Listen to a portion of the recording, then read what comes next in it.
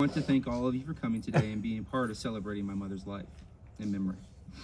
My mom was a lot of things. She was a pioneering occupational therapist, artist, wonderful cook, and gardener. She was a mentor to many and a business owner, a learned scholar and innovator in her field. To many, she was a caring hand in a time when they needed rehabilitation. She was a friend, confidant, social spark, and the companion you always wanted around. She was the best of us. While she valued all of these things, she was particularly proud of her role as wife, mother, and especially mom. Today, I would like to speak to those qualities as is the way I knew her. My mother had a monumental and positive impact on my life. While it is no surprise that a mother's role often leaves a lasting impact, her presence went far beyond ordinary. However, in my case, her presence came to define the way I thought, the way I treated people, the way I loved, the way I hoped and dreamed, and ultimately the type of father and husband I would be. The best parts of me are the reflections of her. My relationship with my mother evolved over time, as most do. When I was young and before my brother was born, I was her sole focus. Even while running a successful business and defining her specialty in occupational therapy, her family was always number one, a fact that would not change until my children were born. When my brother was born in 1996, I witnessed an expansion of love. Instead of her love and focus dividing between us, she somehow multiplied her capacity, giving us each the full measure of her care and affection. As her boys grew, so did her ability to mother. Whether from a distance or in person, she never let more than a few days go by without telling us she was thinking of us. As we grew and did what children do, she gave us space to experience life on our own while still being available for us. She always encouraged us to try new things and to not be afraid when things did not go our way. She was the queen of alternative thinking and was often workshopping a problem before we even knew she knew. As we grew into men and wandered further from the nest, she fought every day to avoid the urge to pull us back. In each our own way, she allowed us the freedom to spread our wings. Whether that required us to miss family dinners or gatherings, move to new cities for new adventures, or simply carve out our own path independent of hers, she never let us forget that we had a home with her. My mother cherished the time she spent with people. Her happiest moments were those shared with her family or friends, simply enjoying their company. Though she was always busy and rarely sat still, she found her greatest peace in a home filled with loved ones. It wasn't until I had a family of my own that I truly understood this concept. My mom showed me that the greatest blessings in life are the people who surround us, a truth beautifully reflected today in all the people who have come to honor her memory. Despite how my brother feels about it, we were not her whole life. Despite how my brother and I feel about it, we were not. My mother led a very active social life and professional career. Mom had the most close friends of anyone I'd ever met. I feel this is largely due to the fact that to know my mother was to love her. As family, we were blessed to be a part of Lake Tribe, a group of fathers and sons who went on weekend camping trips that involved into lifelong relationships involving the wives and other siblings. Those bonds run strong to this day. For those of you in attendance, I hope you know how much you meant to her.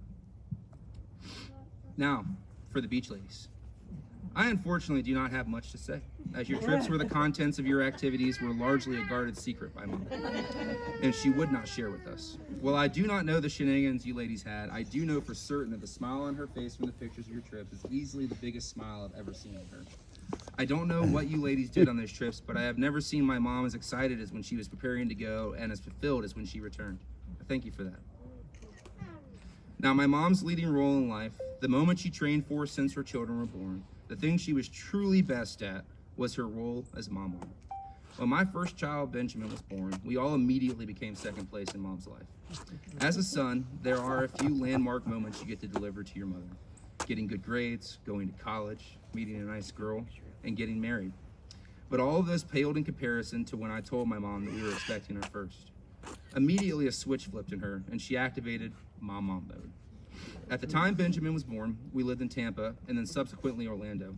My mom must have offered to move down to live in an apartment 100 times. As luck would have it, we were able to move back to Tallahassee before our second, Luke, was born. Once she had us back in reach, she refused to let her grandchildren be without her presence for more than a few days.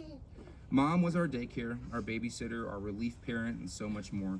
She jumped at every opportunity to watch her boys, and for a few years kept them during the day while we worked. She filled their days with arts and crafts, gardening, long walks, yummy meals, and her love of Johnny Depp movies. I count myself lucky that each of my boys, even baby Jude, got one-on-one time with her. Though they may be too young to always remember her like we will, I know they will carry her with them wherever they go because she poured so much of herself into them. Close to the end, when Mom was in hospice house, we were able to arrange a day for my boys to come and see her. As you may be aware, the end stage of my mother's condition did not allow her to communicate very well and left her mostly in pain. Smiles and happy moments were not common. The day I brought my boys by, hands down, was one of the happiest moments of her life. In that moment, I saw my mom at peace, truly happy, something I did not think I was going to see again. That day will be one of my most cherished memories. I love my mom very much, and in the last several months, I've spent a lot of time reflecting on the lessons she taught me and what she meant to me. If I had the chance to tell her one more time, I would tell her how much she meant to me. Thank her for the love she gave, and thank her for the impact she had on me. Next, there will be more speakers, and we will eventually close today's proceedings. As you depart today, I ask you to take a few things with you. For my mom's professional colleagues, I ask that you take her passion for the wounded hand and always strive to be your patient's healing comfort. For the beach ladies, take her desire for meditative peace the ocean gave her and the joy she felt when she was with you. For her Lake Tribe family, take the sense of home and belonging she always felt when she was with you. Lastly, for her family, take with you the knowledge of how happy she was to have you as her own. Thank you.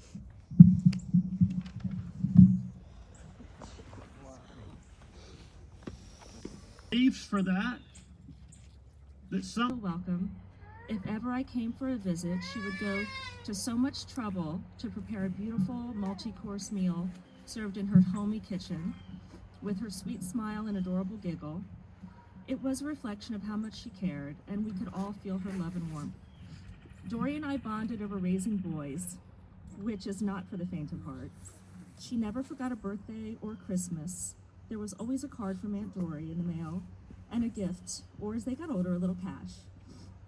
She was fiercely protective over her two boys, and she loved them so much, and I know how hard it's going to be for Tommy and Johnny to be without her.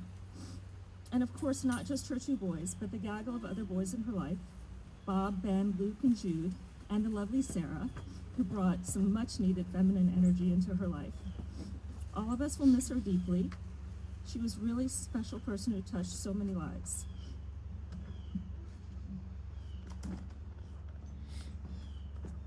I'm so proud of my daughter. I spent many days over the last weeks remembering Dori, and I loved listening to Tommy talk about how she changed through the years as she had grandchildren. And I remembered that in this album here, I have collected photos of each time that she was pregnant with you, and then with her boys. I really appreciate all the comments you shared. My brother Scott wrote quite a long story that he shared with Dori one night not too long ago. And I was going to read the whole thing, but I think I'll just select some parts from it that I liked the best.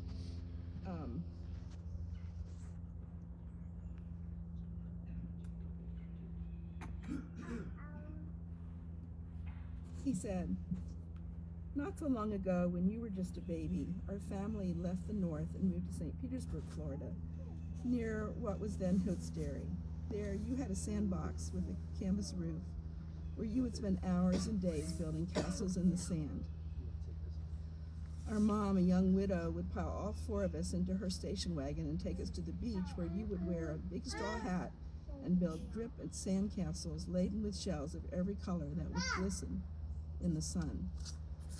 You would have wonderful time staying with our mama, where you would learn all of her loving ways, the ultimate role model. Later, when you were just 3, we moved to a big house near a big lake that was crescent-shaped like the new moon. It had the biggest and oldest banyan tree ever, great for climbing and exploring. You had Fluffy, your beloved long-haired white cat, who would bring you presents of all types and leave them on the back steps. Sometimes she would leave you a bird, a blue jay, a robin, a mockingbird, once even a tiny hummingbird. Some might be able to fly right away, and some might not be able to fly because of Fluffy's capturing techniques. If so, you would immediately make a bed or nest for the bird, your patient, and you would come and get me to help you fix the bird, feed them, and nurse them back to health. Soon the birds would fly away. I knew then that you would be a great healer.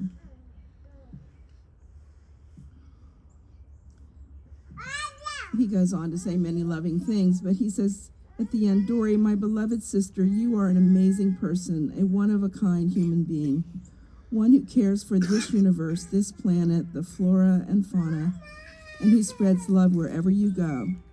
You and Bob raised two wonderful sons who are righteous, loving, strong men. I, like so many others, love you so very much. Eternally, Scott.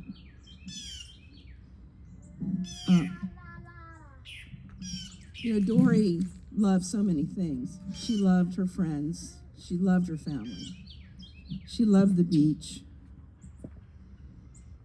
She loved dragonflies, as we've discovered. And through the years, we would share so many gifts, and you see them littered around and being worn by people here. Dori was a morning person. If you're a morning person too, you might share early morning walks and long talks about life and love and the meaning of it all. If you're not a morning person, you might find yourself awestruck by what Dori would accomplish before noon.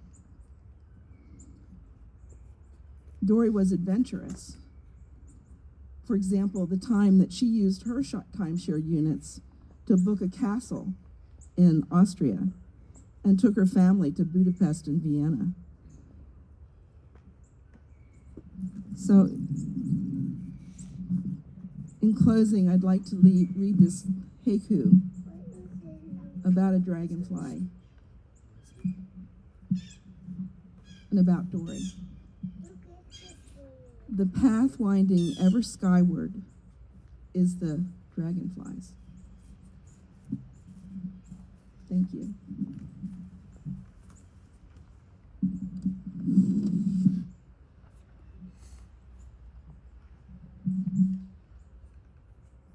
Hi, I'm Caitlin, Dori's niece, and I'm here on behalf of my mom, Robin Blanchfield, Dori's sister, who could not be here, but I know really cherished Aunt Dori meant to her, and the conversations that they would have about life, loving, getting older, and what comes next. And I know that, she knows she'll really see and feel Dori's presence in every dragonfly that crosses her path.